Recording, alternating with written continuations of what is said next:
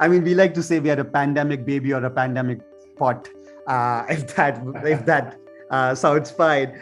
So I think it was very interesting. We got into this market where cooking had become quite mainstream. Things like hashtag no need bread were almost trending throughout the COVID bit, and people love to bake bread in their Dutch ovens. People who never even bought bread were actually baking bread in their houses in their Dutch oven. So I think it was a very exciting time to launch, just because so many people were cooking indoors just because they couldn't go out, and people were trying new recipes, and sort of there was this whole cooking revolution. And we thought we just don't have to revolutionize cooking, we have to revolutionize the cookware also.